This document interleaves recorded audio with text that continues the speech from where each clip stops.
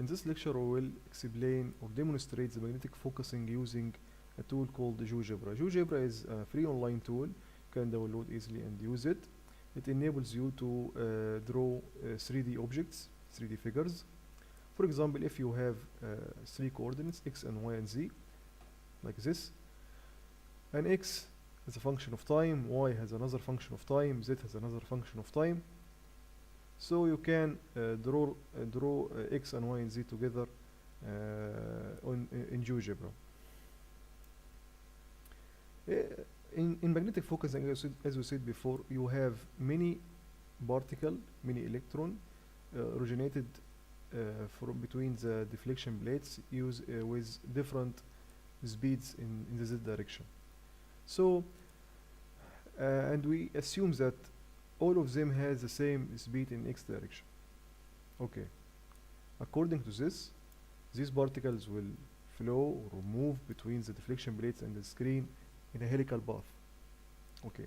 What we want from magnetic focusing is that to make these particles to collide at the screen at the same point. For example, here we have 2 particles, A and B. We want them to collide at the screen at the same point to make focusing. Okay. Let's look at this figure from top to see the y-x plane. As you see here, we have 2 particles, A and B.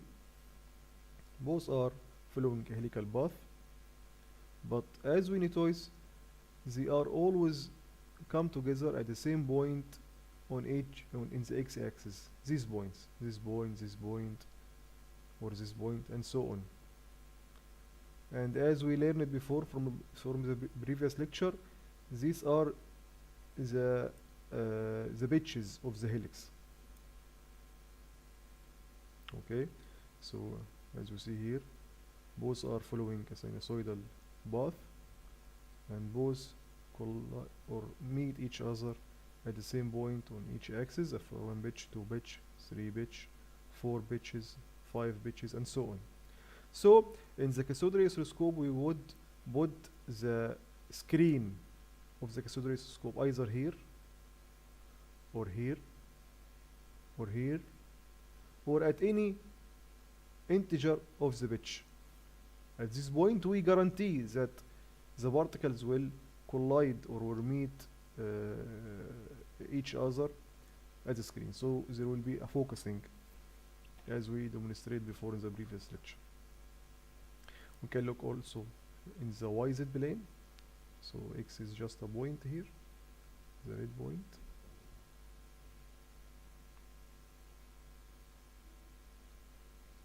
It's very difficult to control, but we'll manage it soon. Yes.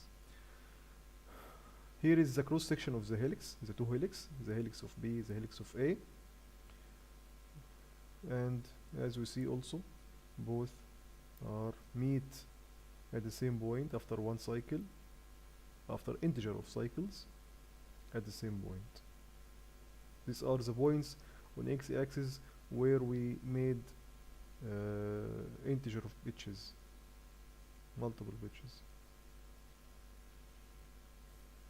As we said before, A has a higher speed than B in the z direction. So A moves on this circle with higher velocity than B, but the path of A, the circumference of the circle of A, is longer than the circumference of the circle of B. So this cancels this. The increase in velocity cancelled by the increase in path. So both meet each other at the same point after 1 cycle. Or we can say the cycle time of both are the same. Its constant does not depend on the velocity in that direction. Here from multiple points.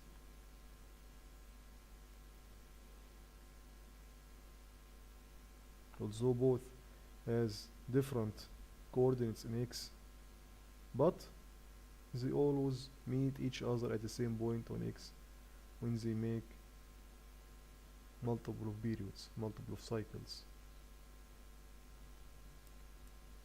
Actually, magnetic focusing is very elegant solution for focusing, better than the electric focusing we saw before, and it's usually the tool used for focusing in oscilloscopes. Of course, we are talking about the analog oscilloscopes, the digital ones.